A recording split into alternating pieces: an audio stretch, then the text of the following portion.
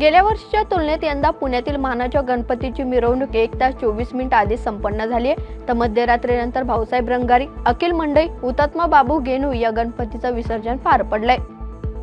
Rotary club of Pune युवा ही संस्था गेल्या 9 वर्षांपासून दगडूशेठ गणपतीला आलेल्या हार, फुलं आणि इतर निर्माल्यांपासून सेंद्रिय खत बनवून ते शेतकऱ्यांना मोफत देते। या वर्षी सुद्धा दररोज 1 टन निर्माल्यापासून 300 किलो खत निर्मिती करण्यात आली आहे। गणेश भक्तांच्या मोठ्या उत्साहात लालबागचा राजा आज सकाळी 9 वाजता विसर्जनासाठी गिरगाव चौपाटीवर दाखल झाला होता। हजारो गणेश भक्तांच्या उपस्थितीत थोड्याच वेळापूर्वी लालबागच्या राजाचं विसर्जन पार पडलंय। हिंगोली जिल्ह्यात मराठा आरक्षणाच्या मागणीसाठी आत्महत्या केलेल्या 22 जणांच्या वारसांना मदतीसाठी 2,20,00,000 रुपयांचा निधी जिल्हा प्रशासनाकडे प्राप्त झाला असून पुढील काही दिवसातच या मदतीचं वाटप केलं जाणार आहे। पंजाबमधील पूरग्रस्तांना मदत करण्यासाठी अभिनेता सलमान खानच्या फाउंडेशनने 5 बोटी पाठवल्यात। फिरोजपूर जवळ चालणाऱ्या बचाव कार्यादरम्यान या बोटी प्रशासनाला सुपूर्द करण्यात आल्यात।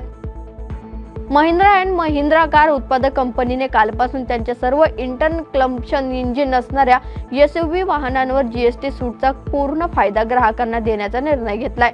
असं करणारी महिंद्रा अँड महिंद्रा ही पहिली ऑटोमोबाईल कंपनी बनली आहे।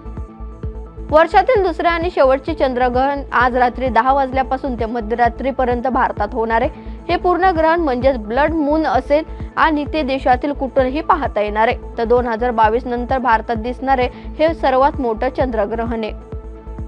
टीम इंडियाने चीनचा पराभव करत 9व्यांदा हॉकी आशिया कपच्या अंतिम फेरीत प्रवेश केलाय। तर आज जेतेपदासाठी भारताचा सामना 5 वेळा विजेत्या दक्षिण कोरियाशी होणार आहे।